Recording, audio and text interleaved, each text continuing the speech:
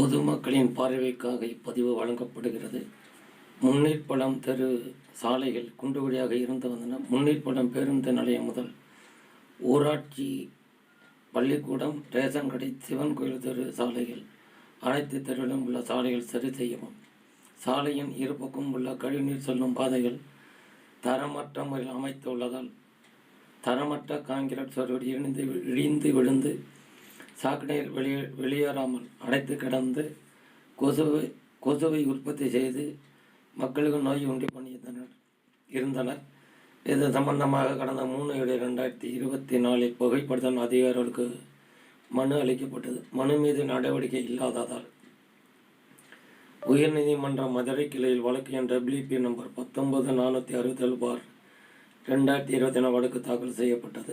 மாண்புமிகு நீதிபதி அவர்கள் எதிர் மனுதாரர்களுக்கு நோட்டீஸ் அனுப்பினார்கள். 13/8/2024 மேற்படி நோட்டீஸில் 27/8/2024 நிலை அருகே பதில் மனு கவுண்டர் அபிடேவிட் தாக்கல் செய்ய வேண்டும் என ஆணையிட்டனர். ஆணை நகல் இத்துடன் இணைக்கப்பட்டுள்ளது. இன்று வரை பதில் மனு தாக்கல் செய்யவில்லை. வழக்கிற்கு பின் முன்னீர்பழம் ஊராட்சி சாலைகள் சரி செய்து வருகின்றனர். கழிவுநீர் அடைப்புகள் அவ்வப்போது அகற்றி வருகின்றனர். வழக்கு தாக்கல் செய்த அபிடேவிட் நகல், மனுக்கள், புகைப்படங்கள் மக்களின் பார்வைக்காக இத்துடன் இணைக்கப்பட்டுள்ளது.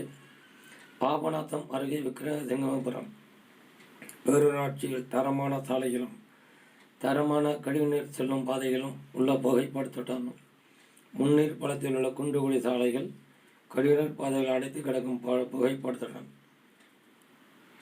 புகைப்படுத்தப்பட்டாலும் முன்னீர்பழம், கருங்குளம், மேலப்பாளையம் போலீஸ் சோதனை சாவடியில் இணையும் சாலை வரையில் உள்ள குண்டுகுழி சாலைகள் மாநகராட்சி கட்டுப்பாட்டில் உள்ளதையும் குப்பை தொட்டி வைக்காமல் இருந்ததையும் புகைப்படுத்தலும் கூடுதல் ஆவணங்களாக நீதிமன்றத்தில் தாக்கல் செய்யப்பட்டது. கடந்த 22/8/2024 USR நம்பர் 17/502/2024 இதன் நகல்கள் யாவும் மக்களின் பார்வையத்துடன் இணைக்கப்பட்டுள்ளது.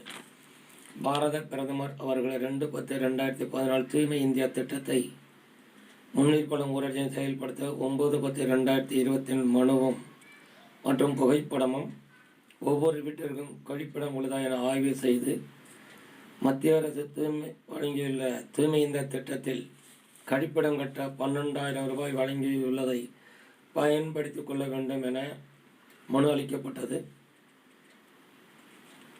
இதுவரை அதை செயல்படுத்தியதாக ஒன்றும் தகவல் இல்லை.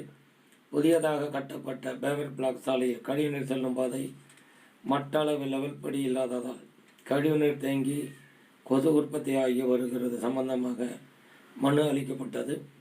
மனுவும் புகைப்படமும் மக்களின் பார்வைக்காக இணைக்கப்பட்டுள்ளது. இதன் ஆவணங்கள், கூடுதல் ஆவணங்கள் 2/11/2024 தாக்கல் செய்யப்பட்டது. USR நம்பர் 24/463/2024 ஆகும். கூடுதல் அபிடேவிட் 27/11/2024 தாக்கல் செய்யப்பட்ட USR நம்பர் 24/940/2024 ஆகும். மேற்படி மனுக்கள், அபிடேவிட், நீதிமன்ற ஆணைகள் இத்துடன் இணைக்கப்பட்டுள்ளது. இவைகளை டிஸ்கிரிப்ஷனில் கிளிக் செய்து பார்த்து கொள்ளலாம். அனைத்து சமுதாய மக்களும் நலமுடன் வாழ வழக்கு தாக்கல் செய்யப்பட்டுள்ளது.